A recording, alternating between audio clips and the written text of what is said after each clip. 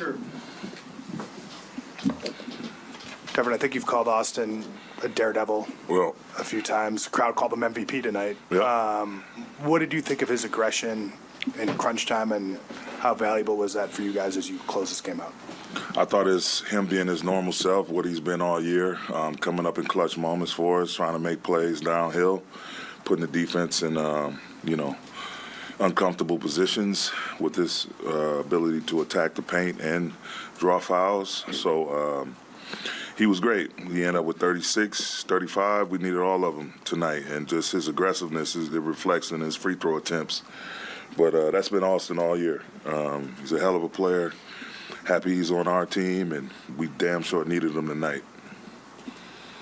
Austin, the first couple games when you got the new guys and you had LeBron, seemed like such an easy, natural fit. Last couple games, it's been more of the bench that's been having to come back from some leads that have evaporated from the starting lineup. How do you gauge all that with LeBron at some point returning and just the way that you've seen the starters play the last couple? I mean, we'll navigate that when he gets here, when he gets back into the flow of things. LeBron, that is. But until then, guys just, I think guys are fitting well together. It's just some nights guys make shots, some nights they don't. And we have to be able to, I don't want to say suffer through, but maintain, in spite of the ball may not be going in for everyone like it should. But, at the end of the day, as long as we move the ball, trust one another. At halftime, we had 15 assists on 20 field goals, 20 made field goals. So that, guys like Austin, Dennis, even Troy tonight knocking in 4 threes, like everybody's carrying, doing their part, playing their role to the best of their capabilities. And if we're able to sustain that on both sides of the ball, then, it'll buy us time to really get everybody back in and fitting and in position when we're all back whole. And just to follow up on Dan's question about Austin, the last couple of games, especially his free throw rate has skyrocketed. Yeah. How much have you just kind of entrusted him with the ball a little more? How much is he just naturally getting it?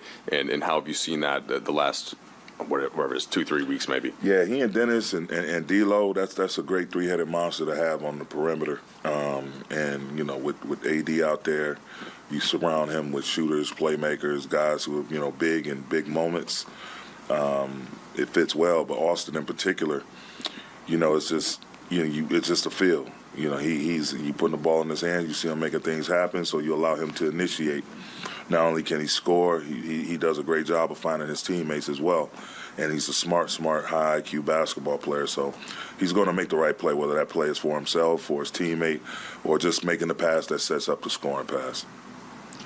Darvin, going back to training camp, what were your initial impressions of Austin and kind of what you knew about him beforehand, and what have you learned about him through the course of this season? My impression was, he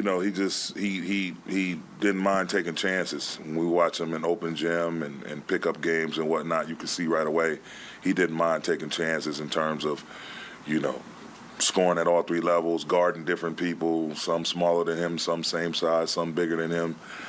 He wasn't afraid, and he's just a flat-out hooper. He just loves to hoop, and you can tell that by, the way he works on his game, which has allowed him to be what he's becoming to be, and that's a consistent, high-level NBA basketball player that's multifaceted. So just right away you can see his confidence. That's the first thing about him that jumped out at me. Darvin, I know you were saying that you talked to the group yesterday and wanted to move on. Just the energy to start, and really in both halves.